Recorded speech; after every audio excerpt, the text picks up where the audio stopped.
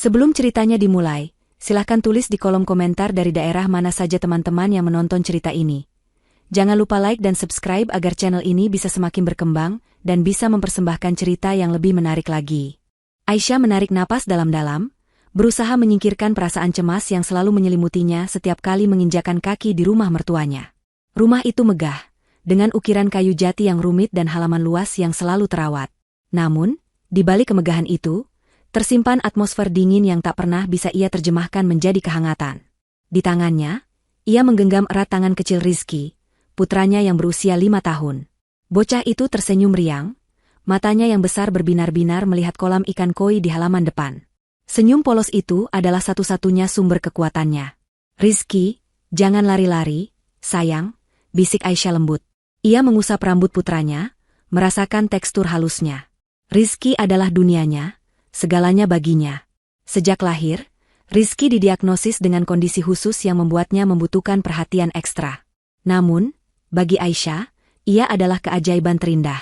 Di mata suaminya, Budi, dan terutama ibu mertuanya, Ibu Fatma, Rizky adalah sesuatu yang lain. Sebuah beban, mungkin. Sebuah aib. Mereka memasuki ruang keluarga yang sudah dipenuhi oleh sanak saudara Budi. Tawa riuh dan aroma masakan khas rumahan menyambut mereka. Namun, Aisyah tidak bisa menikmati suasana itu. Setiap pasang mata yang menatap Rizky terasa seperti tusukan kecil.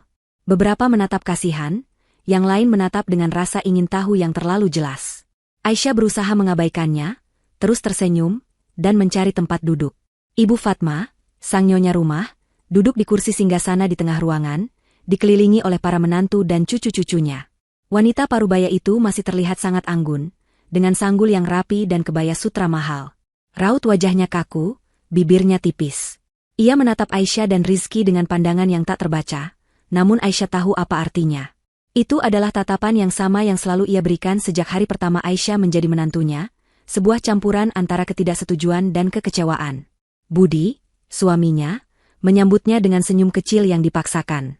"Aisyah, Rizky, sini. Sudah lama menunggu," ucapnya. Ia mengambil tempat duduk di samping ibunya, meninggalkan Aisyah dan Rizky di pinggir. Budi selalu seperti itu. Di depan ibunya, ia berubah menjadi sosok yang berbeda. Diam, penurut, dan tidak berdaya. Aisyah mendudukkan Rizky di pangkuannya. Ia mengambil piring dan mengisi sedikit nasi untuk putranya. "Makan pelan-pelan ya, sayang," bisiknya. Rizky mengangguk dan mulai menyendok makanannya dengan tangannya yang kecil. Percakapan mengalir di sekitar mereka, membahas pencapaian para cucu Ibu Fatma. Cucu yang satu berhasil masuk universitas ternama, yang lain memenangkan kompetisi matematika. Pujian demi pujian dilontarkan oleh Ibu Fatma, matanya berbinar bangga. Lalu, tiba-tiba, keheningan menyelimuti ruangan ketika Ibu Fatma mengalihkan perhatiannya pada Aisyah dan Rizky. "Rizky sudah besar, ya," kata Ibu Fatma, suaranya tajam. "Bagaimana perkembangannya? Bukankah sudah saatnya dia bisa bicara lancar seperti anak-anak lain?" Jantung Aisyah berdegup kencang. Ia tahu ini akan datang. "Rizky sedang dalam terapi, Bu. Perkembangannya positif. Dia sudah bisa mengucapkan beberapa kata," jawab Aisyah, berusaha menjaga suaranya tetap tenang. Ibu Fatma mendengus. "Terapi? Berapa banyak uang yang sudah kalian habiskan untuk hal yang sia-sia seperti itu? Sejak awal saya sudah bilang, anak seperti ini hanya akan jadi beban. Tidak akan bisa jadi kebanggaan keluarga." Kata-kata itu seperti pisau yang menghujam langsung ke jantung Aisyah. Ia merasakan panas di matanya, tapi ia tidak akan membiarkan air mata itu jatuh. Ia menatap Budi, berharap suaminya akan membela mereka. Budi duduk tegak di samping ibunya, matanya terpaku pada piringnya. Tidak ada kata, tidak ada pembelaan.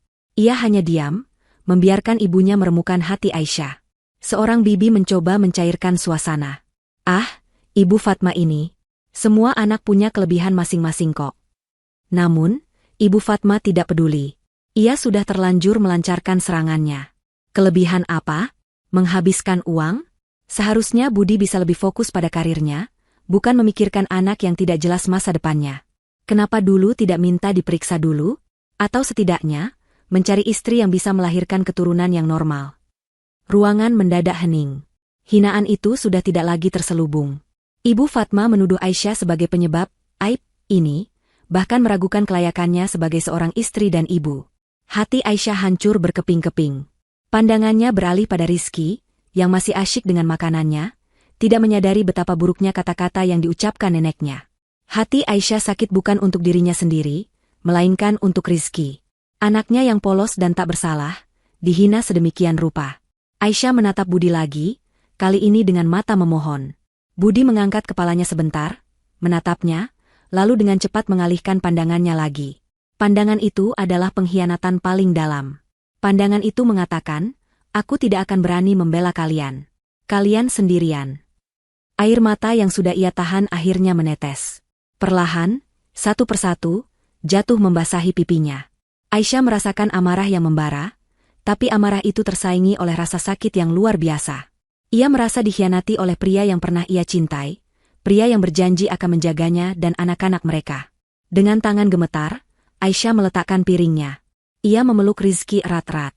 Sudah selesai makan, sayang, bisiknya, suaranya parau. Rizky mengangguk. Aisyah berdiri, menggendong putranya, dan berjalan menuju pintu. Aisyah, mau kemana? Tanya Budi, suaranya rendah. Pulang, jawab Aisyah singkat, tanpa menoleh. Ia tidak bisa lagi berada di ruangan yang penuh dengan kebencian dan pengkhianatan itu. Langkah Aisyah terasa berat, tapi ia terus berjalan. Di belakangnya, ia bisa mendengar bisik-bisik, tapi ia tidak peduli. Yang penting sekarang adalah Rizky. Memastikan putranya tidak merasakan dinginnya permusuhan yang baru saja ia rasakan. Ketika mereka berada di luar, di bawah langit malam yang gelap, Aisyah berhenti. Ia memeluk Rizky lebih erat, menenggelamkan wajahnya di rambut putranya. Isak tangis yang tertahan akhirnya pecah. Malam itu, di halaman rumah yang megah, Aisyah menangis untuk kehancuran hatinya. Ia menangis bukan hanya karena dihina, tapi karena ia ditinggalkan sendirian. Di malam itu juga, sepercik api kemarahan dan tekad mulai menyala, tersembunyi di bawah reruntuhan hatinya. Ia tahu, ia tidak akan pernah lagi membiarkan dirinya dan Rizky diinjak-injak seperti ini. Hinaan itu tidak akan pernah terlupakan. Suara pintu depan yang tertutup perlahan di belakangnya terasa seperti penutup peti mati. Aisyah tidak menoleh.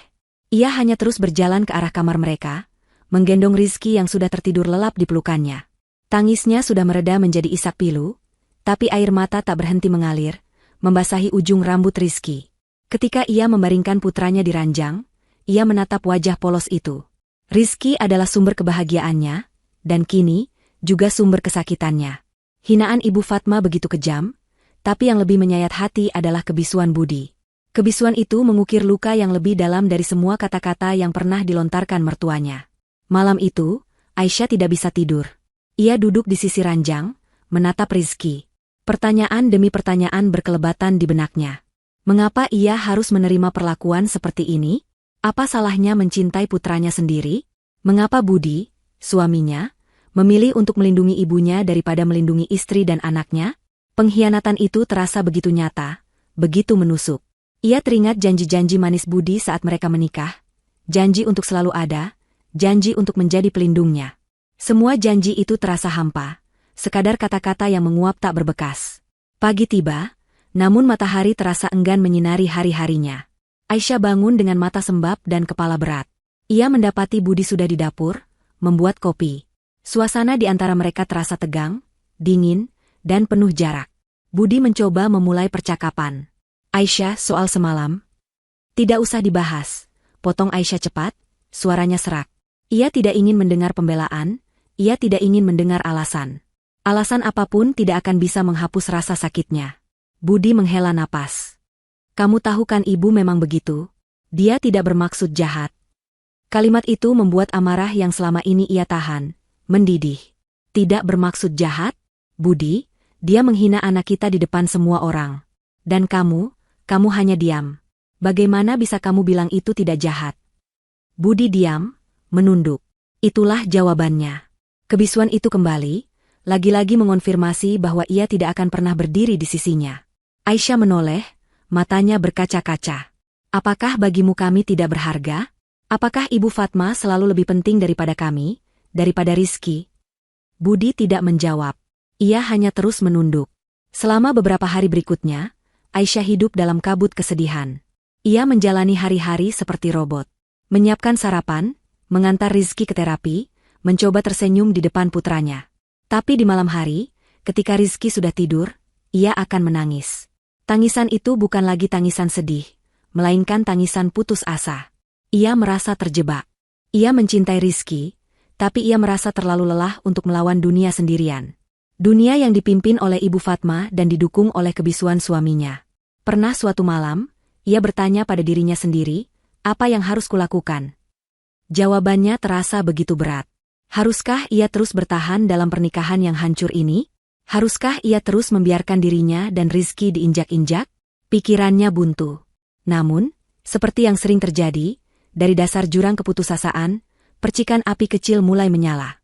Suatu sore, saat ia menunggu Rizky selesai terapi, ia melihat seorang ibu lain. Ibu itu juga memiliki anak dengan kondisi khusus, tapi raut wajahnya begitu cerah. Ia tersenyum, tertawa, dan dengan sabar mengajari anaknya. Senyum itu menular. Aisyah bertanya-tanya, apa yang membuat ibu itu begitu kuat? Pertanyaan itu membawa Aisyah pada sebuah cermin. Ia pulang, dan malam itu, setelah Rizky tidur, ia berdiri di depan cermin. Ia melihat pantulan dirinya yang lelah, mata sembab, dan rambut yang kusut. Ia melihat sosok yang telah membiarkan dirinya hancur oleh kata-kata orang lain. Ia melihat sosok yang membiarkan kebahagiaannya bergantung pada persetujuan orang lain. Ia melihat sosok yang pasrah. Tiba-tiba, ia teringat wajah Budi yang menunduk di meja makan saat Ibu Fatma melontarkan hinaan paling keji. Hati Aisyah terasa dingin. Ia menyadari sesuatu yang mendalam, Budi tidak akan pernah menjadi pelindungnya. Ia adalah seorang pria yang terperangkap dalam bayangan ibunya. Aisyah tidak bisa mengubahnya. Ia tidak bisa memaksa Budi untuk mencintai dan membela mereka. Ia hanya bisa mengubah dirinya sendiri. Tangisan Aisyah berhenti. Tidak ada lagi air mata. Hanya ada keheningan, dan di dalam keheningan itu, sepercik api kemarahan dan tekad mulai menyala. Kemarahan pada Ibu Fatma, pada Budi, tapi yang paling penting, kemarahan pada dirinya sendiri karena telah membiarkan dirinya menjadi korban begitu lama. Ia tidak akan lagi menjadi wanita yang pasrah, yang hanya bisa menangis di malam hari. Ia harus menjadi benteng pelindung bagi Rizky. Mulai malam itu, Aisyah memutuskan bahwa ia tidak akan lagi diam. Ia akan bangkit. Ia akan menjadi wanita yang mandiri, yang tidak membutuhkan validasi atau persetujuan dari siapapun. Ia akan mencari pekerjaan, ia akan membuktikan bahwa ia tidak hanya seorang ibu, tapi juga seorang wanita yang cerdas dan kompeten. Ia akan memberikan Rizky kehidupan terbaik yang bisa ia dapatkan, tanpa harus bergantung pada Budi atau keluarga besarnya yang penuh racun. Aisyah menatap pantulan dirinya sekali lagi, tapi kali ini, ia melihat sosok yang berbeda. Matanya tidak lagi dipenuhi kesedihan, melainkan tekad membara. Wajahnya tidak lagi pasrah, melainkan penuh keyakinan. Ia akan bangkit. Ia akan menunjukkan pada mereka semua bahwa hinaan yang mereka lontarkan tidak akan menghancurkannya, melainkan akan menjadi bahan bakar untuknya. Ini adalah titik baliknya. Titik di mana kehancuran menjadi fondasi untuk membangun kekuatan yang baru. Ia menyeka air matanya, menarik napas dalam-dalam, dan mulai merencanakan langkah pertamanya. Ia tahu jalannya akan sulit, tapi ia tidak takut.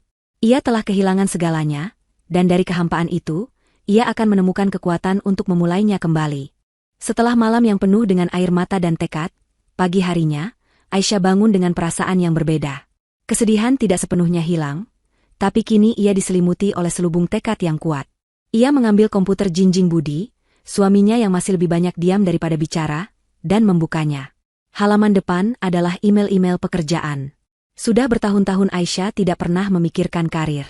Ia telah mengubur ijazahnya, pengalamannya, dan ambisinya di bawah tumpukan popok, resep masakan, dan jadwal terapi Rizky. Namun, kini semua itu terasa seperti harta karun yang harus ia gali kembali. Dengan jemari yang sedikit kaku, ia mulai memperbarui resumenya. Pengalaman kerja terakhirnya tercatat 7 tahun yang lalu, di sebuah perusahaan konsultan kecil. Kini, ia harus menuliskan pengalaman terbarunya, yang mungkin terdengar remeh di mata HRD manapun. Mengelola jadwal terapi Rizky, mengurus keuangan rumah tangga, dan menjadi manajer tunggal dalam kehidupan putranya. Namun, Aisyah berusaha merangkainya menjadi hal-hal yang profesional. Ia adalah seorang multitasker, problem solver, dan memiliki ketahanan mental yang tinggi. Ia adalah seorang ibu. Pencarian kerja pun dimulai. Setiap malam, setelah Rizky tertidur pulas dan Budi sibuk dengan gawai atau televisinya, Aisyah duduk di depan layar yang menyala, mengirimkan lamaran ke puluhan perusahaan. Ia membaca setiap iklan lowongan, menyesuaikan surat lamarannya, dan mengirimkannya dengan harapan kecil yang terus menyala. Banyak pintu yang ia ketuk, tapi sebagian besar tidak pernah dibuka. Balasan yang ia terima hampir selalu sama. Kami mencari kandidat dengan pengalaman yang relevan dan terkini. Atau, yang lebih menyakitkan, kami menghargai ketertarikan Anda, namun kami membutuhkan seseorang yang dapat bekerja dengan jam kerja yang fleksibel dan penuh. Kalimat-kalimat itu terasa seperti sindiran halus terhadap statusnya sebagai ibu tunggal dengan anak berkebutuhan khusus. Aisyah tahu, orang-orang melihatnya bukan sebagai seorang profesional, melainkan sebagai seorang yang memiliki beban. Beban yang mereka anggap akan mengganggu produktivitas perusahaan. Ada momen-momen di mana ia merasa lelah dan ingin menyerah. Suatu siang, ia menelpon sebuah perusahaan kecil yang mengundang wawancara. Tapi ketika ia menjelaskan bahwa ia mungkin perlu membawa Rizky atau meminta dispensasi waktu karena jadwal terapi, suara di seberang telepon langsung berubah dingin. Wawancara itu dibatalkan. Hatinya kembali sakit, tapi kali ini, ia tidak menangis. Ia hanya memegang tangan Rizky, merasakan kehangatan dari sentuhan kecil itu, dan berjanji pada dirinya sendiri bahwa ia tidak akan menyerah. Ia terus mengirimkan lamaran, bahkan ketika ia merasa frustrasi. Ia mencoba ke perusahaan yang lebih kecil, lalu mencoba ke perusahaan yang lebih besar. Ia mempelajari keahlian baru secara otodidak melalui internet, mencoba menutupi celah di resumenya. Ia mencari perusahaan yang memiliki reputasi baik, perusahaan yang dikenal menghargai keberagaman dan tidak diskriminatif. Hingga suatu sore, ketika ia sedang membantu Rizky menyusun balok, ponselnya berdering.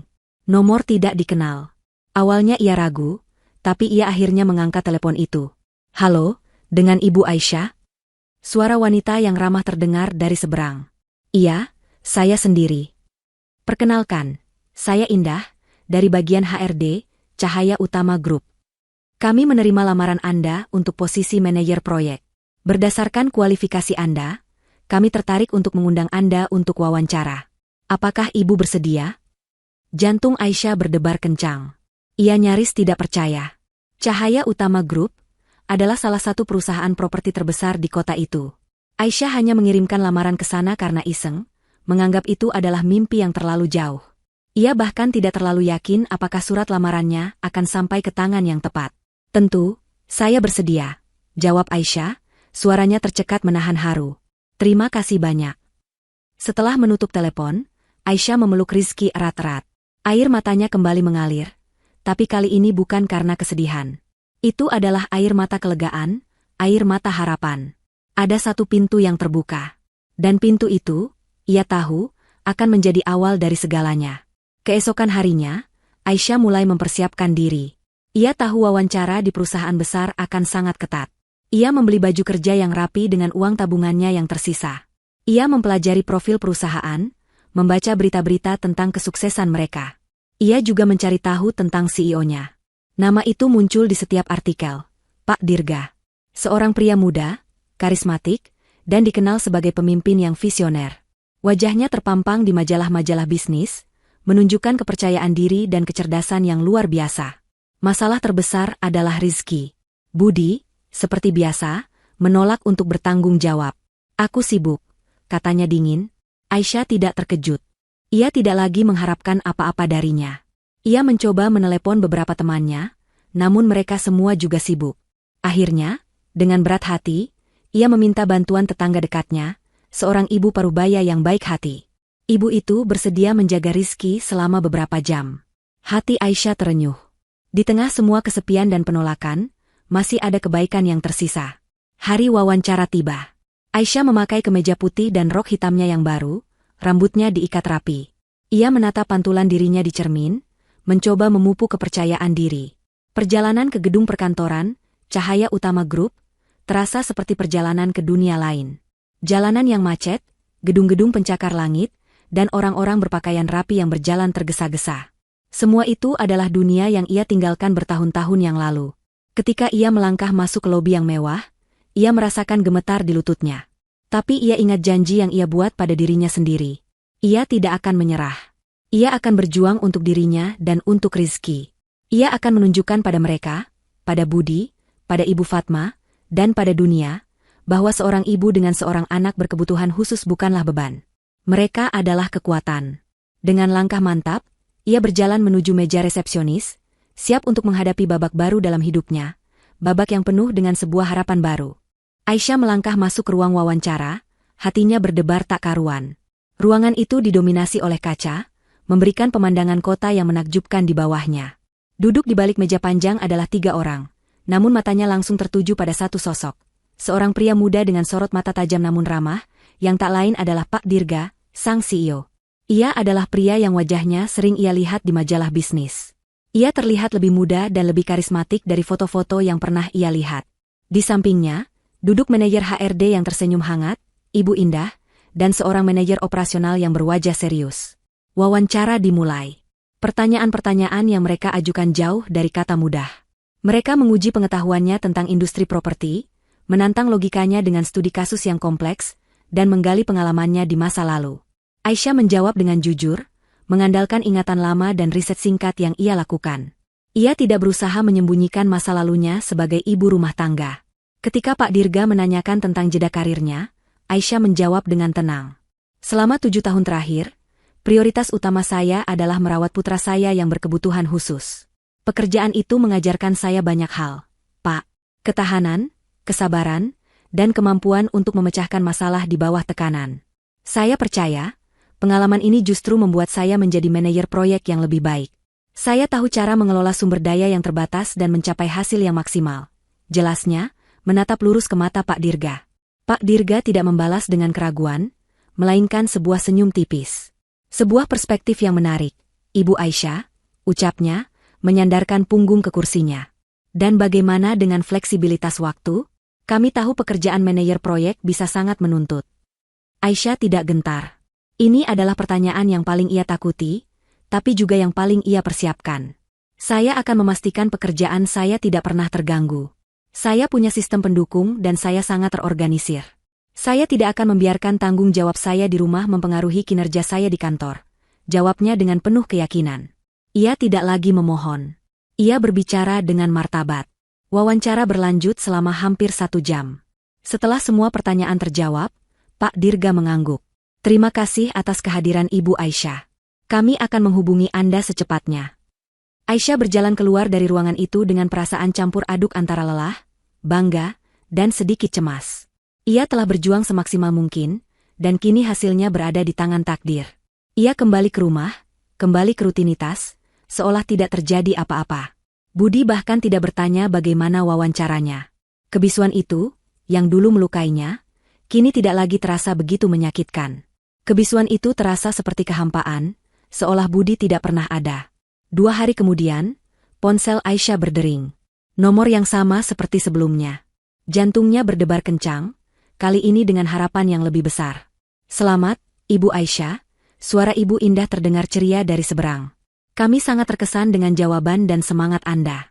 Pak Dirga secara pribadi memutuskan untuk menawarkan posisi manajer proyek kepada Anda. Kapan Anda bisa mulai? Aisyah hampir menjatuhkan ponselnya. Air mata kebahagiaan mengalir deras di pipinya. Ia mendapatkan pekerjaan itu. Ia telah berhasil. Ia akan memulai hidup yang baru. Secepatnya, Bu. Secepatnya? Jawabnya, tidak bisa menyembunyikan kegembiraannya. Mulai hari itu, kehidupan Aisyah berubah total. Hari pertamanya di kantor terasa seperti mimpi. Ia disambut dengan hangat oleh timnya. Mereka semua profesional, kompeten, dan yang terpenting, mereka tidak menghakiminya. Tidak ada tatapan aneh, tidak ada bisik-bisik, hanya sambutan tulus dari rekan-rekan baru. Mereka membantunya beradaptasi, menjelaskan proyek-proyek yang sedang berjalan, dan mengajarinya sistem kerja perusahaan. Lingkungan yang mendukung ini adalah sesuatu yang ia idam-idamkan selama bertahun-tahun. Beberapa minggu berlalu, dan Aisyah membuktikan bahwa keputusan Pak Dirga tidak salah. Ia bekerja dengan keras dan cerdas. Ia menggunakan pengalamannya mengurus Rizky untuk mengelola proyek-proyek dengan efisien. Ia merancang jadwal yang detail, mengelola tim dengan empati namun tegas, dan menyelesaikan masalah yang muncul dengan cepat. Ia mendapatkan rasa hormat dari rekan-rekannya, dan yang lebih penting, ia mendapatkan kembali rasa hormat pada dirinya sendiri. Suatu sore, ketika ia hendak pulang lebih awal untuk menjemput Rizky, ia bertemu Pak Dirga di lift. Ibu Aisyah, mau pulang? Ini baru jam 4 sore. Sapanya ramah. Aisyah merasa sedikit canggung. Ia khawatir Pak Dirga menganggapnya malas. Iya, Pak. Jadwal terapi Rizky hari ini sedikit lebih cepat. Pak Dirga tersenyum. Senyum itu tulus, tidak ada jejak penghakiman sama sekali. Oh, iya, Ibu Indah sudah memberitahu saya. Tidak masalah. Keluarga adalah yang utama. Pastikan Rizky mendapatkan yang terbaik. Hati Aisyah terenyuh. Kalimat itu, keluarga adalah yang utama, adalah kalimat yang tidak pernah ia dengar dari Budi. Suaminya justru lebih menganggap keluarganya sebagai hambatan. Pak Dirga, seorang bos yang nyaris tidak dikenalnya, menunjukkan pengertian dan empati yang luar biasa. Ia tidak hanya mengerti situasinya, tapi juga menghargainya. Pak Dirga melihat kekuatannya, bukan kelemahannya. Ia melihat dedikasinya, bukan bebannya. Ini adalah lingkungan yang sehat, lingkungan di mana ia bisa tumbuh. Lingkungan yang sama sekali berbeda dari rumahnya. Aisyah menyadari, ia tidak hanya mendapatkan pekerjaan baru, ia juga menemukan awal yang menjanjikan dari babak baru dalam hidupnya. 6 bulan berlalu sejak Aisyah bergabung dengan Cahaya Utama Group. Di bawah kepemimpinan Pak Dirga, ia menemukan lingkungan yang tidak hanya menuntut, tetapi juga sangat mendukung. Setiap hari adalah tantangan baru, dan Aisyah menghadapinya dengan semangat yang membara.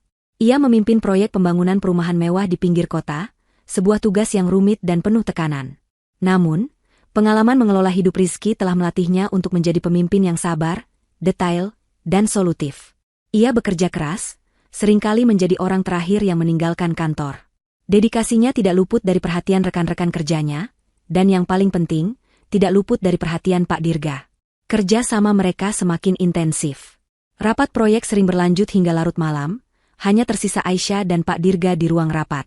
Mereka akan duduk berdua, dihadapkan pada papan tulis penuh coretan ide dan strategi.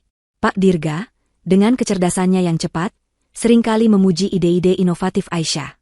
Saya tidak pernah berpikir dari sudut pandang itu, Aisyah, ucapnya suatu malam, matanya berbinar kagum. Idemu tentang desain ruang publik untuk anak-anak berkebutuhan khusus benar-benar brilian. Itu akan membuat proyek kita berbeda dari yang lain. Aisyah tersenyum, merasakan kehangatan di hatinya. Pujian dari Pak Dirga terasa begitu tulus. Ini bukan hanya tentang pekerjaan, ini tentang pengakuan. Pengakuan bahwa ide dan pengalamannya berharga, pengakuan yang tidak pernah ia dapatkan dari Budi. Perlahan, batas antara hubungan profesional dan pribadi mereka mulai menipis. Mereka mulai membicarakan hal-hal di luar pekerjaan, buku yang mereka baca, film yang mereka suka, dan impian mereka. Suatu hari, setelah rapat yang panjang, Pak Dirga memesankan makan malam untuk mereka berdua. Mereka makan di mejanya, diiringi keheningan yang nyaman. "Bagaimana kabar Rizky?" tanyanya tiba-tiba. Pertanyaan itu membuat Aisyah terkejut. Itu adalah kali pertama ia mendengar nama putranya di kantor. "Baik, Pak." Dia semakin menunjukkan perkembangan yang pesat. Jawab Aisyah, matanya berbinar saat membicarakan putranya. Dia sudah bisa merangkai 3 kata sekarang. "Bagus sekali," kata Pak Dirga, senyumnya melunak. "Saya tahu itu tidak mudah. Saya mengagumi ketangguhan ibu dalam membagi waktu antara pekerjaan yang menuntut dan merawat Rizky. Ibu adalah seorang yang luar biasa." Kata-kata Pak Dirga mengalir ke dalam hati Aisyah seperti air dingin di tengah padang pasir. Kata-kata itu begitu tulus, begitu jujur, dan tidak ada sedikit pun nada kasihan di dalamnya. Ia merasakan gejolak aneh di dadanya, campuran antara rasa haru, penghargaan, dan sesuatu yang lain, yang belum bisa ia definisikan. Pak Dirga tidak hanya melihatnya sebagai karyawan, tapi sebagai seorang wanita yang kuat. Kedekatan mereka semakin tumbuh. Suatu kali, ketika Aisyah sedang panik karena Rizky demam dan jadwal terapi terpaksa dibatalkan, Pak Dirga dengan sigap menawarkan bantuan. "Saya punya kenalan di rumah sakit anak yang sangat baik. Coba saya hubungi mereka, barangkali bisa dapat jadwal lebih cepat," katanya, tanpa ragu. Ia menepati janjinya. Dalam beberapa jam, Aisyah sudah mendapatkan jadwal konsultasi baru. Aisyah merasa sangat tersentuh. Budi, bahkan dalam situasi darurat, hanya akan mengeluh tentang gangguan dari putranya. Pak Dirga, yang tidak memiliki kewajiban apapun, justru melangkah maju untuk membantu. Ia menunjukkan empati yang lebih besar daripada suami Aisyah sendiri. Di mata Aisyah, Pak Dirga bukan lagi sekadar bos yang karismatik. Ia adalah seorang pria yang baik hati, cerdas, dan penuh perhatian. Hatinya yang dingin setelah pengkhianatan Budi, perlahan mulai mencair. Namun, ada keraguan yang menghantuinya. Ia masih seorang istri, meskipun pernikahannya hanya formalitas di atas kertas. Perasaannya terhadap Pak Dirga, yang semakin dalam setiap hari, terasa seperti pengkhianatan yang lain, meskipun Budi sendiri sudah lama mengkhianatinya. Suatu malam, saat mereka sedang makan malam sederhana di dekat kantor setelah lembur, Pak Dirga menatap Aisyah dengan tatapan yang berbeda. Tatapan itu bukan lagi tatapan seorang bos kepada karyawannya, melainkan tatapan seorang pria kepada seorang wanita. Aisyah, ucapnya lembut, menggunakan nama panggilannya untuk pertama kali. Saya tidak tahu harus berkata apa. Tapi selama ini, saya melihat ibu bukan hanya sebagai manajer proyek terbaik saya. Saya melihat seorang wanita yang luar biasa. Kuat, cerdas, dan penuh cinta. Cinta yang ibu berikan pada Rizky, itu adalah hal terindah yang pernah saya lihat. Aisyah tidak bisa berkata-kata. Pipi hangatnya memerah. Ia hanya bisa menunduk, mencoba menyembunyikan perasaannya yang bergejolak. Ia tidak berani menatap mata Pak Dirga. Ia takut, jika ia menatap, ia tidak akan bisa lagi menyembunyikan apa yang selama ini ia rasakan. Malam itu, Aisyah pulang dengan perasaan campur aduk. Di satu sisi, ia merasa senang, dihargai, dan dicintai. Di sisi lain, ia merasa takut. Ia masih terjebak dalam kehidupan lama. Namun, satu hal yang pasti, kedekatan yang tumbuh ini adalah sebuah realitas yang tidak bisa ia pungkiri lagi. Ia tahu, babak baru dalam hidupnya tidak hanya tentang pekerjaan dan kemandirian, tetapi juga tentang menemukan kembali cinta dan kebahagiaan sejati. Kedekatan yang tumbuh ini adalah awal dari segalanya. Aisyah memasuki rumah dengan perasaan yang berbeda.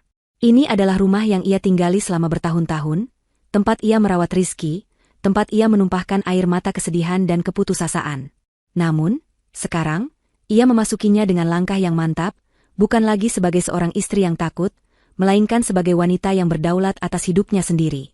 Di dalam, Budi sedang duduk di ruang keluarga, matanya terpaku pada layar televisi.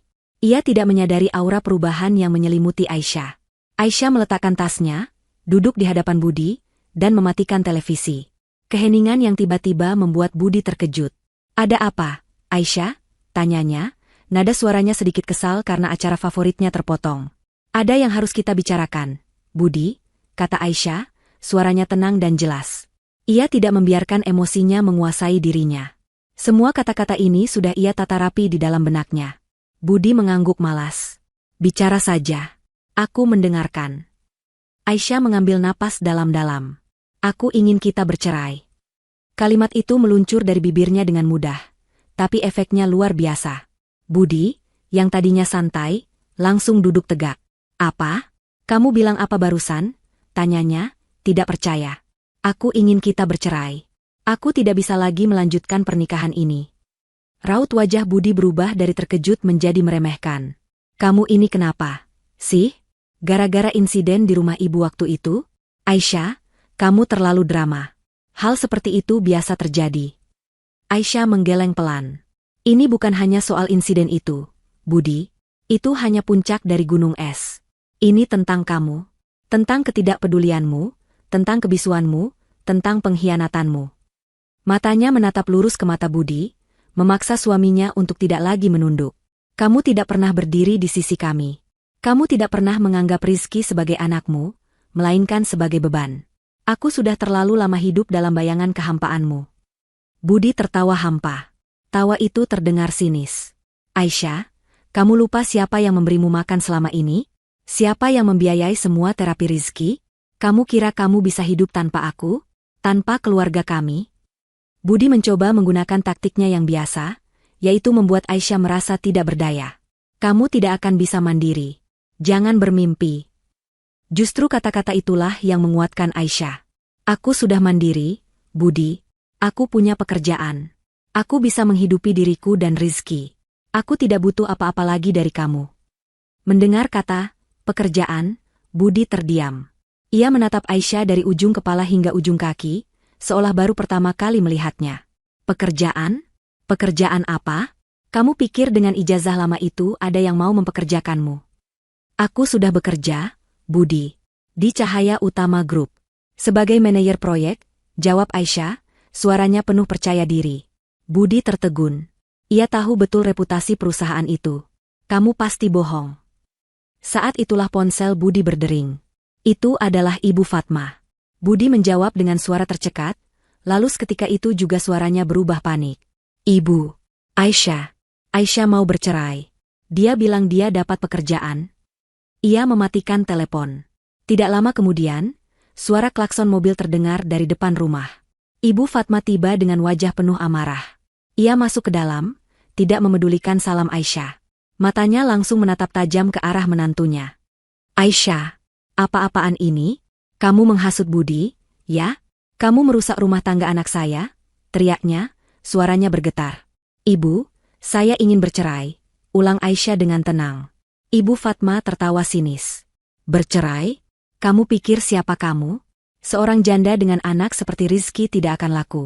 Siapa yang mau menerima aib seperti itu? Kamu pikir kamu bisa hidup mewah seperti yang kamu inginkan? Kamu tidak tahu diri. Kami sudah menampungmu selama ini dan ini balasanmu. Aisyah berdiri. Kini ia berdiri lebih tinggi dari Ibu Fatma. Matanya tidak lagi dipenuhi ketakutan, melainkan api yang membara. Saya bukan aib, Bu. Rizky juga bukan aib. Yang aib adalah kalian yang menghina dan merendahkan orang lain. Saya tidak memohon apa-apa dari kalian. Saya hanya ingin keluar dari lingkungan beracun ini, di mana saya dan anak saya tidak pernah dihargai. Ibu Fatma menunjuk-nunjuk wajah Aisyah. Kamu ini egois. Kamu hanya memikirkan dirimu sendiri. Kamu tidak memikirkan Rizky. Kalau kamu cerai, dia akan tumbuh tanpa ayah. Kamu ibu macam apa? Kata-kata itu seharusnya menghancurkan Aisyah, tapi kali ini tidak. Aisyah hanya tersenyum getir. Dia sudah tumbuh tanpa ayah, Bu. Ayahnya ada di sini, tapi tidak pernah ada untuknya. Saya tidak akan membiarkan dia tumbuh dalam kebohongan itu. Saya akan menjadi ayah sekaligus ibunya. Saya akan memberinya cinta dan perlindungan yang tidak pernah bisa diberikan Budi. Mendengar itu, Budi akhirnya mengangkat kepalanya, tapi sudah terlambat. Semua kata-kata Aisyah adalah kebenaran yang tak bisa disangkal. Aisyah berjalan ke kamar, menarik koper kecil yang sudah ia siapkan sebelumnya. Ia tahu pertarungan ini belum selesai, tapi ini adalah langkah pertama yang paling penting. Ia menggendong Rizky yang terbangun karena keributan itu, menenangkannya dengan pelukan hangat. Kita pergi, sayang, bisiknya lembut.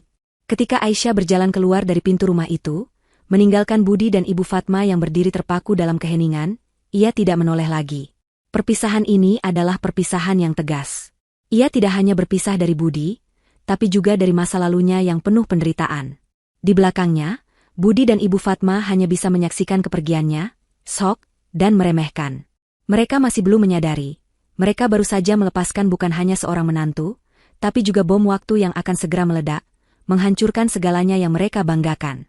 Hari-hari setelah Aisyah keluar dari rumah Budi dipenuhi dengan perjuangan yang tak kalah berat. Proses perceraian berjalan, namun tidak mulus.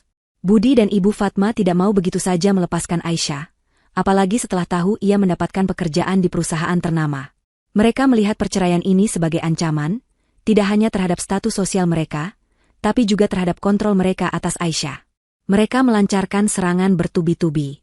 Budi menolak menandatangani surat cerai, menuduh Aisyah meninggalkan rumah tanpa alasan yang jelas, dan bahkan mencoba menyembunyikan sebagian aset. Di sisi lain, Ibu Fatma menggunakan koneksi sosialnya. Ia menyebarkan gosip tentang Aisyah yang tidak tahu diri, dan menelantarkan suaminya demi laki-laki lain. Gosip-gosip ini sampai ke telinga Aisyah melalui teman-temannya yang masih peduli. Hati Aisyah sempat terasa perih, namun ia tidak lagi merasa hancur. Dulu, kata-kata itu akan meremukannya, tapi sekarang, ia memiliki tameng yang lebih kuat, pekerjaan, kemandirian, dan keyakinan diri. Ia tahu, gosip-gosip itu hanyalah upaya putus asa dari orang-orang yang tidak bisa menerima kenyataan. Aisyah menyewa pengacara yang direkomendasikan oleh seorang rekan di kantor. Pengacaranya terkejut melihat betapa tenang dan terstrukturnya Aisyah menghadapi semua drama ini. Aisyah memiliki semua bukti yang diperlukan, catatan pengeluaran rumah tangga yang ia biayai dari uangnya sendiri, bukti komunikasi yang minim dengan Budi, dan yang paling penting, catatan medis Rizky yang membantah klaim Budi bahwa ia adalah ibu yang tidak bertanggung jawab. Selama masa-masa sulit ini, Pak Dirga menjadi pilar dukungan yang tak terduga. Ia tidak pernah mencampuri urusan pribadi Aisyah secara langsung, namun kehadirannya terasa seperti jangkar. Ia seringkali sekadar bertanya, semua baik-baik saja? Atau, jika butuh sesuatu, jangan ragu untuk bilang.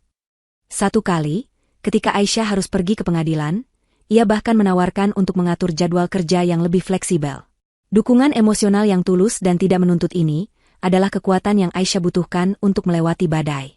Akhirnya, Setelah melalui serangkaian sidang yang melelahkan dan penuh drama dari pihak Budi dan Ibu Fatma, putusan pengadilan jatuh. Hak asuh Rizky sepenuhnya jatuh ke tangan Aisyah. Budi diharuskan membayar sejumlah tunjangan, namun Aisyah tahu itu tidak akan seberapa. Yang terpenting, ia kini adalah wanita bebas. Babak baru kehidupannya telah resmi dimulai. Setelah perceraian resmi, Aisyah mengambil keputusan besar. Ia pindah dari rumah yang menyimpan begitu banyak kenangan pahit.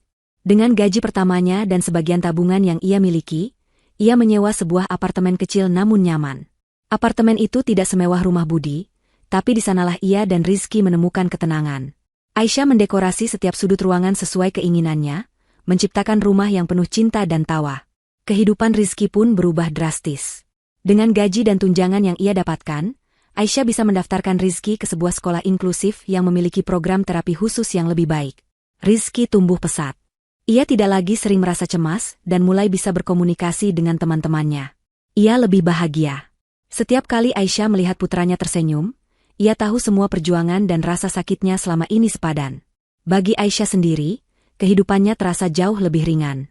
Ia tidak lagi harus berjalan di atas kulit telur di rumahnya sendiri. Ia tidak lagi dihantui oleh kebisuan Budi atau tatapan menghakimi Ibu Fatma. Setiap pagi, ia bangun dengan semangat, menikmati secangkir kopi di balkon kecilnya, dan melihat putranya bermain.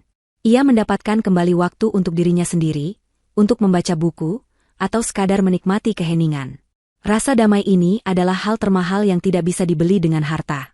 Suatu malam, setelah Rizky tertidur, Aisyah duduk di sofa, memegang secangkir teh hangat. Ponselnya bergetar. Sebuah pesan masuk dari Pak Dirga. "Kamu dan Rizky baik-baik saja? Saya dengar hari ini putusan pengadilan keluar. Saya turut senang." Aisyah tersenyum. Itu adalah senyum tulus yang tidak pernah ia rasakan selama bertahun-tahun. Ia membalas pesannya, mengucapkan terima kasih atas perhatiannya. Ia merasa tidak lagi sendirian. Ia memiliki pekerjaan yang ia cintai, seorang anak yang ia puja, dan seorang pria yang seorang pria yang memberinya kekuatan dan harapan. Aisyah menatap keluar jendela apartemennya, melihat lampu-lampu kota yang berkelip. Jalan yang ia tempuh sangat panjang dan berliku. Ia telah melewati hinaan, pengkhianatan, dan pertempuran legal yang melelahkan. Namun, semua itu adalah bagian dari takdir yang menuntunnya pada momen ini. Momen di mana ia akhirnya menemukan kebahagiaan dan kemenangan sejati. Waktu terus bergulir, dan kehidupan Aisyah perlahan berubah menjadi dongeng yang tidak pernah ia duga. Sejak perceraiannya resmi, Pak Dirga semakin sering hadir dalam hidupnya. Ia tidak lagi hanya menjadi bos yang penuh empati, melainkan teman yang hangat, dan lebih dari itu, seorang pria yang membawa senyum ke wajah Aisyah dan tawa ke kehidupan Rizky. Malam-malam yang dulu dihabisi dengan tangisan dan kesepian, kini digantikan dengan percakapan panjang melalui telepon, yang membahas mulai dari detail proyek di kantor hingga cerita lucu Rizky. Hubungan mereka berkembang dengan alami. Pak Dirga tidak hanya menerima Rizky, tetapi juga menunjukkan kasih sayang yang tulus. Ia sering menemani Aisyah menjemput Rizky di sekolah inklusifnya, dan kadang ikut bermain bersama bocah itu di taman. Rizky, yang awalnya pemalu, kini bisa tertawa lepas dan memanggil Pak Dirga dengan Om Dirga. Pemandangan itu, Rizky yang bahagia di dekat pria yang begitu peduli, adalah hal terindah yang pernah Aisyah saksikan. Ia melihat Pak Dirga tidak hanya mencintai dirinya, tetapi juga mencintai putranya, seutuhnya. Suatu malam, Pak Dirga mengajak Aisyah makan malam di sebuah restoran kecil yang sunyi dan romantis, jauh dari hiruk-pikuk kota. Suasana di sana begitu tenang, hanya diisi oleh alunan musik lembut dan bisikan percakapan. Aisyah merasa gugup, namun juga bahagia. Ia tahu, ada sesuatu yang berbeda dari malam ini. Setelah mereka selesai makan, Pak Dirga menatap Aisyah dengan serius. "Aisyah," ucapnya lembut, sambil menggenggam tangan Aisyah di atas meja. "Selama ini saya melihatmu melewati banyak hal. Saya melihatmu dari kehancuran sampai bangkit menjadi wanita yang kuat dan luar biasa. Saya mengagumi semangatmu, ketangguhanmu, dan hatimu yang tulus. Kamu adalah wanita paling inspiratif yang pernah saya kenal." Air mata mulai menggenang di mata Aisyah. Ia tidak tahu harus berkata apa. Ia hanya bisa menatap mata Pak Dirga yang penuh ketulusan. "Saya juga melihat bagaimana kamu mencintai Rizky," lanjut Pak Dirga. "Cintamu itu adalah cinta yang paling murni. Dan saya ingin menjadi bagian dari cinta itu. Saya ingin menjadi pelindungmu dan Rizky. Saya ingin menjadi ayah untuknya, dan pendamping hidupmu." Kemudian, dengan gerakan yang anggun, Pak Dirga mengeluarkan sebuah kotak bludru kecil dari saku jasnya. Ia membukanya, memperlihatkan sebuah cincin berlian yang berkilauan. Aisyah, maukah kamu menikah denganku? Maukah kamu menjadi istriku dan bersama-sama membangun keluarga yang bahagia? Aisyah membekap mulutnya, tidak percaya dengan apa yang ia dengar. Lamaran ini jauh melebihi impian terliarnya. Setelah semua penderitaan, setelah semua hinaan, kini ia dihadapkan pada sebuah pilihan yang menawarkan kebahagiaan dan keselamatan yang sejati. Ia menatap Pak Dirga, melihat kebaikan di matanya, dan ia tahu, jawaban itu sudah ada di hatinya. Ya, bisik Aisyah, suaranya bergetar karena emosi. Ya, Pak Dirga. Saya mau. Pak Dirga tersenyum bahagia. Ia memasangkan cincin itu di jari Aisyah, lalu bangkit dan memeluknya. Pelukan itu terasa seperti rumah. Pelukan itu terasa seperti segalanya akan baik-baik saja mulai sekarang. Berita pertunangan mereka menyebar seperti api. Awalnya hanya di kantor. Namun karena Pak Dirga adalah tokoh publik yang terkenal, berita itu dengan cepat mencapai media. Satu-satunya tempat yang berita itu tidak akan sampai, adalah telinga Budi dan Ibu Fatma. Namun, takdir memiliki cara unik untuk menertawakan mereka. Suatu sore, Ibu Fatma sedang bersantai di klub sosialnya. Ia membanggakan status sosial keluarganya kepada teman-temannya, sesekali menyindir mantan menantunya. Syukurlah, Aisyah sudah keluar dari hidup kami. Wanita yang tidak tahu diri itu hanya akan jadi beban, ucapnya sinis. Namun, seorang temannya tiba-tiba memegang majalah bisnis dengan mata terbelalak. Fatma, ini benar Aisyah, mantan menantumu? Tanyanya, suaranya penuh keheranan. Ibu Fatma menoleh. Di halaman depan majalah itu, terpampang foto Aisyah yang tersenyum bahagia, di samping seorang pria yang sangat dikenalnya, Pak Dirga, CEO Cahaya Utama Group. Judul di bawahnya tercetak tebal, CEO muda terkemuka melamar janda beranak satu, kisah cinta yang mengejutkan. Dunia Ibu Fatma terasa runtuh. Ia membaca berita itu dengan mata membelalak, tidak percaya. Aisyah, menantu yang ia hina, janda yang ia sebut aib, kini akan menikah dengan pria yang ia dambakan sebagai menantu. Pria yang jauh lebih sukses, kaya, dan berkuasa dari Budi. Ia segera menelepon Budi dengan suara bergetar. Budi, yang sedang memeriksa beberapa berita di ponselnya, sudah melihat berita itu. Ia terduduk di kursinya, ponselnya terjatuh ke lantai. Perasaan tidak percaya, amarah, dan penyesalan bercampur aduk. Ia memikirkan Aisyah, wanita yang ia abaikan, yang ia biarkan dihina. Wanita yang kini akan menikah dengan pria terpandang yang bahkan ia tidak bisa saingi. Kebahagiaan Aisyah dan kehancuran hati Budi serta Ibu Fatma adalah lamaran yang mengubah segalanya. Ini bukan hanya tentang cinta, ini tentang keadilan. Ini adalah awal dari babak baru yang akan membawa kebahagiaan sejati bagi Aisyah, dan kehancuran total bagi mereka yang pernah meremehkannya. Persiapan pernikahan Aisyah dan Pak Dirga berjalan dengan lancar. Pak Dirga, dengan segala koneksi dan kekayaannya, memastikan setiap detail pernikahan adalah yang terbaik. Namun, bagi Aisyah, kemewahan itu bukanlah hal utama. Yang paling penting adalah ia akhirnya menemukan kebahagiaan. Gaun pengantin yang dirancang khusus untuknya, lokasi pernikahan di salah satu hotel bintang 5 paling megah di kota, dan daftar tamu yang diisi oleh tokoh-tokoh penting. Semua itu terasa seperti mimpi yang nyata. Aisyah tidak lagi merasa seperti Cinderella yang menunggu pertolongan, ia adalah ratu yang berhak atas kebahagiaannya. Rizki adalah bagian terpenting dari pernikahan itu. Pak Dirga bersikeras agar Rizki memiliki peran khusus, dan ia memilih Rizki menjadi pembawa cincin pernikahan. Selama persiapan, Pak Dirga dengan sabar mengajari Rizki bagaimana cara berjalan di karpet merah, memegang bantal cincin, dan tersenyum di depan banyak orang. Pemandangan itu seringkali membuat hati Aisyah terharu. Pria yang akan menjadi suaminya ini tidak hanya menerima putranya, tapi juga mencintainya dengan tulus, menjadikannya bagian tak terpisahkan dari momen paling penting dalam hidup mereka. Hari pernikahan pun tiba. Media berdatangan, mengabadikan setiap momen. Pemberitaan tentang pernikahan CEO karismatik dengan seorang janda beranak satu yang bangkit dari keterpurukan menjadi kisah inspiratif yang viral. Tawa, senyum, dan air mata bahagia memenuhi ruangan. Aisyah, mengenakan gaun putihnya yang anggun, tampak bersinar. Ia tidak pernah secantik ini, tidak pernah sebahagia ini. Ketika ia berjalan di karpet merah, dengan Pak Dirga di sisinya dan Rizki yang berjalan dengan bangga di depan mereka, ia merasa seluruh beban di pundaknya telah hilang. Di sudut ruangan, tersembunyi di balik pilar besar, berdiri dua sosok yang menyaksikan semua itu, Budi dan Ibu Fatma. Mereka ada di sana.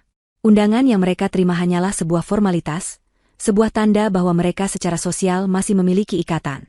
Namun, melihat semua kemegahan ini, mereka merasa seperti orang asing di acara yang seharusnya menjadi milik mereka. Budi memakai setelan jas yang ia anggap terbaik, namun ia merasa seperti bayangan. Ia melihat Aisyah, mantan istrinya, kini berdiri sejajar dengan pria yang jauh lebih sukses darinya. Ibu Fatma, yang mengenakan kebaya mahal, menatap panggung dengan tatapan kosong. Tidak mungkin, bisiknya pada Budi. Bagaimana bisa? Wanita itu? Ia tidak bisa melanjutkan kalimatnya. Wanita yang ia hina, yang ia sebut aib, kini menjadi pusat perhatian. Ia melihat Rizky, cucu yang ia remehkan, kini berjalan dengan gembira di depan, mendapatkan tepuk tangan dari para tamu terhormat. Hati Ibu Fatma terasa perih, bukan karena rasa sayang, melainkan karena rasa cemburu dan penyesalan yang baru tumbuh. Ketika Aisyah dan Pak Dirga mengucap janji pernikahan, Budi merasakan sebuah tusukan di hatinya. Itu adalah suara pengkhianatan yang paling keras. Ia mengingat kembali malam itu, saat ia memilih diam. Saat ia membiarkan istrinya dihina. Ia melihat Aisyah sekarang, begitu bahagia, begitu dicintai, dan ia menyadari, kebahagiaan itu seharusnya menjadi miliknya. Pengkhianatan itu bukan hanya pada Aisyah, tapi juga pada dirinya sendiri. Selama resepsi, Pak Dirga memperkenalkan Aisyah kepada tamu-tamu penting. Aisyah, dengan senyum ramah dan kecerdasannya, berbicara dengan penuh percaya diri. Ia tidak lagi terintimidasi oleh lingkungan sosial ini. Ia berdiri di sana, sebagai nyonya rumah yang anggun, sebagai istri dari seorang pengusaha sukses, sebagai wanita yang berhasil bangkit dari keterpurukan. Budi dan Ibu Fatma hanya bisa mengamati dari jauh. Mereka mencoba bergabung dengan kerumunan, namun tidak ada yang benar-benar menyapa mereka. Reputasi mereka sudah mulai tergerus oleh berita perceraian yang penuh drama dan kini, oleh pemandangan yang ada di depan mata mereka. Seorang wanita yang mereka anggap rendah, kini jauh di atas mereka. Penyesalan mulai merayap di hati mereka, pelan tapi pasti. Budi melihat Pak Dirga tersenyum lembut pada Aisyah, mengusap kepala Rizky, dan ia merasakan cengkeraman ketakutan yang dingin di hatinya. Pria itu tidak hanya mengambil istrinya, tapi juga mengambil kebahagiaan yang seharusnya menjadi miliknya, dan yang terpenting, ia telah mendapatkan kesetiaan dan cinta Rizky. Budi, yang selama ini hanya menjadi ayah di atas kertas, kini menyaksikan orang lain menjadi ayah sejati bagi putranya. Ketika pernikahan usai, Budi dan Ibu Fatma pulang dalam keheningan. Mereka tidak lagi saling menyalahkan, karena mereka tahu, mereka berdua adalah penyebab dari kehancuran ini. Di jalanan yang sepi, di tengah gemerlap lampu kota, mereka hanya bisa membayangkan senyum bahagia Aisyah, yang kini menjadi nyonya besar di sebuah kehidupan yang jauh lebih baik dari yang pernah mereka tawarkan.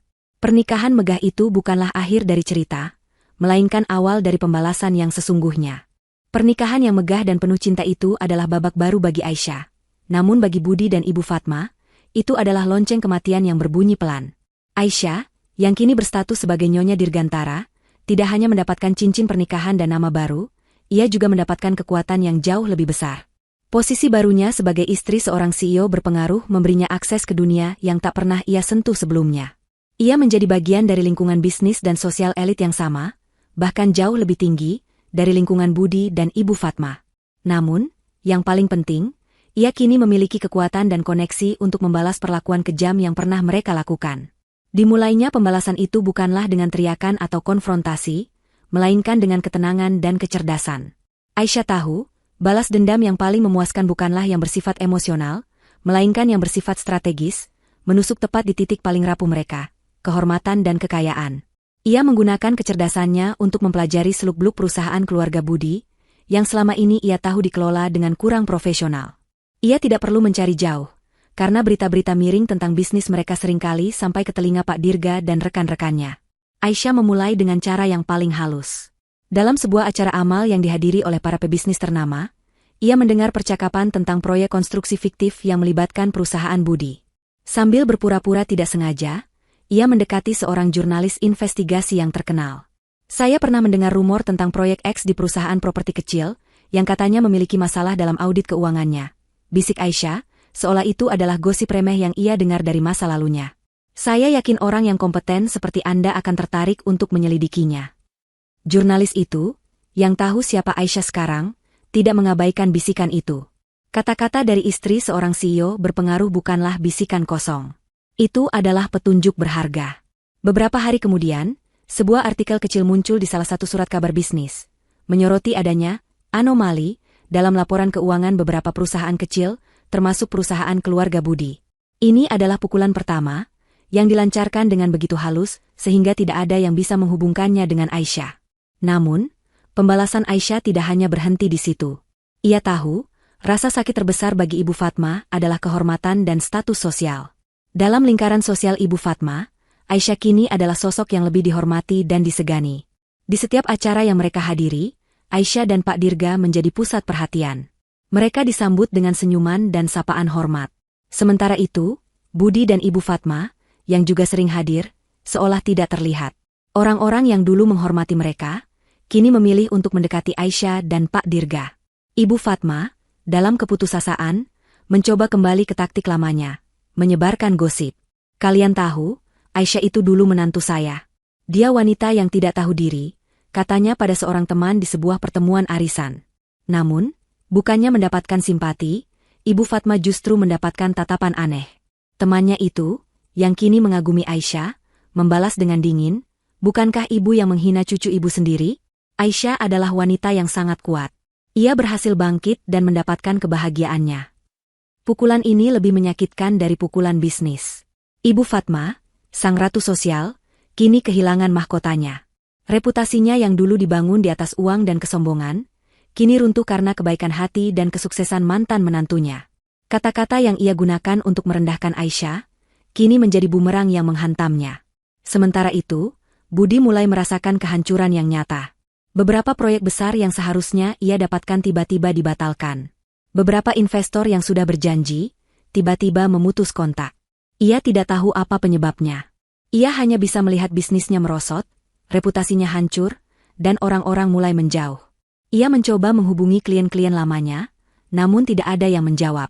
Ia terlalu angkuh untuk menyadari bahwa dunia yang ia pijak, kini berada di bawah kendali mantan istrinya. Aisyah menyaksikan semua ini dari jauh, dengan senyum yang tidak pernah hilang dari wajahnya. Ia tidak perlu mengangkat satu jari pun.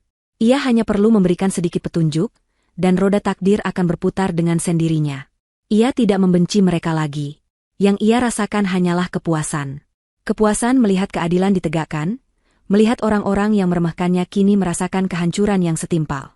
Balas dendam Aisyah adalah tentang menyingkirkan racun dari hidupnya.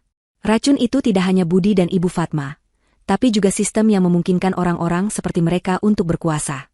Dengan status barunya, ia tidak hanya membersihkan hidupnya, tapi juga membuat dunia di sekitarnya menjadi sedikit lebih baik. Ia menunjukkan pada semua orang bahwa keberanian dan ketulusan akan selalu menang melawan kesombongan dan kekuasaan. Ini adalah dimulainya pembalasan yang penuh makna, sebuah epilog yang panjang dan pahit bagi mereka yang pernah menganggap remeh seorang ibu muda bernama Aisyah. Satu persatu, semua yang dibanggakan oleh keluarga Budi mulai runtuh. Guncangan kecil yang dimulai dari artikel investigasi jurnalis investigasi berkembang menjadi badai yang menghancurkan. Proyek-proyek yang selama ini menjadi andalan bisnis mereka mendadak dibekukan oleh pemerintah, karena ditemukan adanya penyelewengan dana. Para klien, yang mendengar desas-desus tentang masalah finansial perusahaan Budi, satu persatu memutus kontrak. Mereka tidak mau mengambil risiko berurusan dengan perusahaan yang sedang dalam sorotan. Telepon Budi tidak lagi berdering dengan tawaran bisnis baru, melainkan dengan panggilan dari bank, vendor, dan kolega yang menuntut kejelasan. Ia menghabiskan hari-harinya dalam kepanikan, mencoba menutupi lubang yang semakin membesar, namun setiap usahanya terasa sia-sia. Perusahaan yang didirikan oleh ayahnya dan ia banggakan kini berada di ambang kehancuran. Aset-aset mulai disita, dan rekening mereka dibekukan. Kejatuhan yang tak terhindarkan itu tidak hanya terjadi di ranah bisnis, tapi juga di lingkaran sosial. Ibu Fatma, yang dulunya adalah ratu arisan dan acara sosial, kini menjadi sosok yang dihindari. Di sebuah pertemuan, ia mencoba menghampiri beberapa temannya, namun mereka hanya membalas dengan senyuman kaku dan segera berpindah tempat, berpura-pura tidak melihatnya. Mereka yang dulu memuji Ibu Fatma kini menatapnya dengan tatapan merendahkan, seolah ia adalah peninggalan dari masa lalu yang tidak lagi relevan. Gosip tentang kejatuhan bisnis mereka dan keangkuhan mereka di masa lalu menyebar cepat, dan tidak ada yang mau lagi bergaul dengan orang-orang yang dianggap busuk. Pukulan terberat bagi Ibu Fatma datang saat ia mencoba menggalang dukungan dari koneksi lamanya untuk menyelamatkan bisnis Budi. Ia menelepon beberapa pejabat dan pengusaha yang dulunya ia anggap sebagai teman baik. Namun, semua teleponnya tidak diangkat, atau jikapun diangkat, mereka hanya memberikan jawaban dingin. "Maaf, "Ibu, saya tidak bisa membantu." Ia menyadari, kekuasaan yang ia miliki selama ini hanyalah ilusi. Semua orang mendekatinya karena uang dan statusnya. Dan kini, setelah semua itu lenyap, ia ditinggalkan sendirian. Malam itu, di rumah yang terasa begitu dingin, Budi dan Ibu Fatma saling berhadapan. Tidak ada lagi ketenangan, tidak ada lagi kepalsuan. Keduanya tenggelam dalam keputusasaan. "Bagaimana ini bisa terjadi, Budi?" tanya Ibu Fatma, suaranya parau dan bergetar, jauh dari nada sombongnya yang dulu. "Semua aset kita, semua kekayaan kita, lenyap." Budi, yang kini berwajah kuyu dan letih, menatap ibunya dengan tatapan penuh kebencian. "Ini semua karena ibu. Andai ibu tidak menghina Aisyah, andai ibu tidak membuatku diam saat itu, sekarang kita tidak akan berada di sini." Teriaknya, amarah yang selama ini ia pendam akhirnya meledak. Ibu Fatma terhenyak. Ia tidak pernah melihat Budi membentaknya seperti ini. "Jangan salahkan saya. Siapa yang memilih untuk diam? Siapa yang tidak becus mengurus perusahaan sampai Aisyah bisa menemukan kelemahan kita?" Balasnya, air matanya menetes. Mereka terus bertengkar, saling menyalahkan, namun di lubuk hati mereka tahu kebenarannya. Hinaan dan perlakuan kejam mereka kepada Aisyah adalah awal dari semua ini. Aisyah yang dulunya mereka anggap lemah, kini menjadi penyebab dari kehancuran mereka. Kekuatan yang ia dapatkan dari Pak Dirga, koneksi yang ia miliki, semua itu adalah hal yang tidak bisa mereka sentuh, apalagi hancurkan. Mereka adalah korban dari kesombongan mereka sendiri. Budi duduk di sofa, memegang kepalanya. Ia teringat kembali wajah polos Rizky, yang ia anggap beban. Ia teringat kembali tatapan mata Aisyah yang penuh cinta untuk anaknya, dan kini ia menyadari bahwa cinta itu adalah kekuatan paling besar. Ia telah menukar cinta dan kesetiaan istri serta anaknya dengan kesombongan kosong. Sekarang, ia tidak memiliki apa-apa lagi. Di sisi lain, Ibu Fatma hanya bisa menangis dalam keheningan. Ia membayangkan kembali hari itu, saat ia menghina Aisyah di depan keluarga besar. Kata-kata yang ia ucapkan begitu kejam, dan kini, ia melihat konsekuensinya.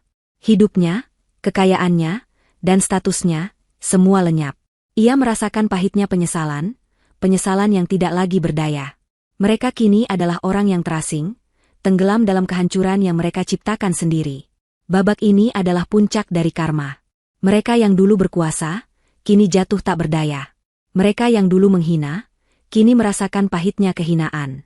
Ini adalah kejatuhan yang tak terhindarkan dan merupakan harga yang harus mereka bayar atas semua perbuatan mereka di masa lalu. Tahun-tahun berlalu dengan cepat, dan kehidupan Aisyah, Pak Dirga, serta Rizky dipenuhi dengan kebahagiaan yang tidak pernah terbayangkan oleh Aisyah. Rumah mereka kini adalah tempat yang penuh tawa, cinta, dan dukungan. Setiap pagi, aroma masakan Aisyah yang lezat memenuhi dapur, dan setiap sore, suara Rizky yang berceloteh riang saat menceritakan kegiatannya di sekolah menjadi musik termanis di telinga mereka.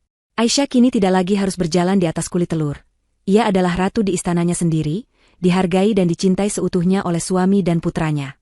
Rizky, yang dulu dihina dan dianggap sebagai beban, kini tumbuh menjadi anak yang cerdas, percaya diri, dan mandiri.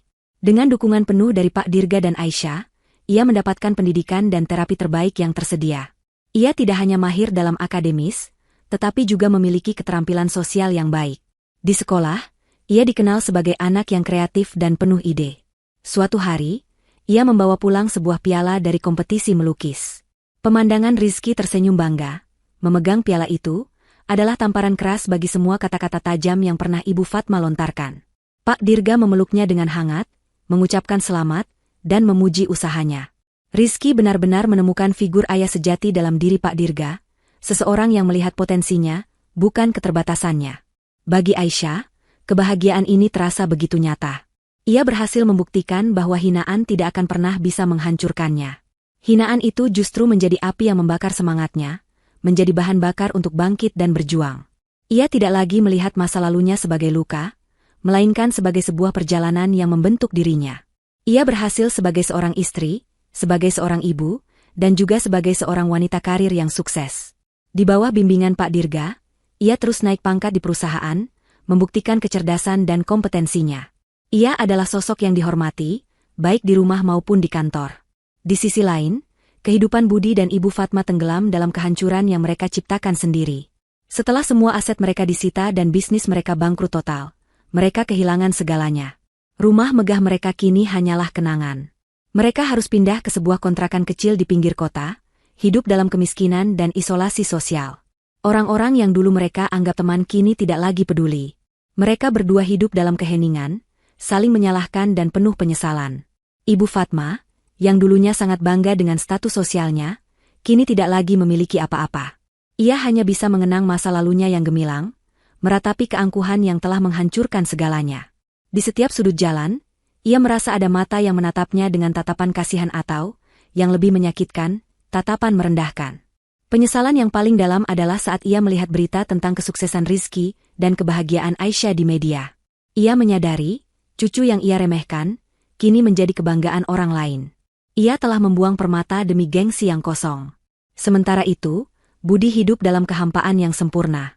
Ia kehilangan pekerjaan, rumah, dan yang paling penting, rasa hormat pada dirinya sendiri. Ia menyadari betapa pengecutnya ia di masa lalu, memilih diam dan membiarkan istrinya dihina. Ia kehilangan Aisyah, wanita yang mencintainya, dan ia kehilangan Rizky, putranya sendiri. Ia seringkali duduk sendirian, memikirkan bagaimana hidupnya akan berbeda andai saja ia mengambil keputusan yang benar. Namun, penyesalan itu datang terlambat. Suatu sore, saat Aisyah sedang berbelanja di sebuah toko kelontong, ia melihat Budi. Ia tampak kurus dan kuyu, tidak lagi memiliki aura kebanggaan yang dulu. Budi melihat Aisyah, menatapnya dengan tatapan penuh rasa sakit. Namun, Aisyah tidak lagi merasakan amarah atau dendam. Yang ia rasakan hanyalah ketenangan. Budi, mantan suaminya, kini menjadi bayangan dari masa lalu yang sudah ia tinggalkan. Ia tidak lagi membalas dendam, takdir sudah melakukannya untuknya. Aisyah tersenyum tipis, sebuah senyum yang bukan untuk meremehkan, melainkan senyum penuh kelegaan. Ia kembali ke mobil, di mana Pak Dirga dan Rizky sedang menunggunya dengan tawa. Ketika ia melihat senyum Rizky dan tatapan penuh cinta dari Pak Dirga, ia tahu ia telah menemukan segalanya. Ia telah menemukan kemenangan dan kebahagiaan sejati. Kisahnya bukanlah tentang kehancuran, melainkan tentang harapan.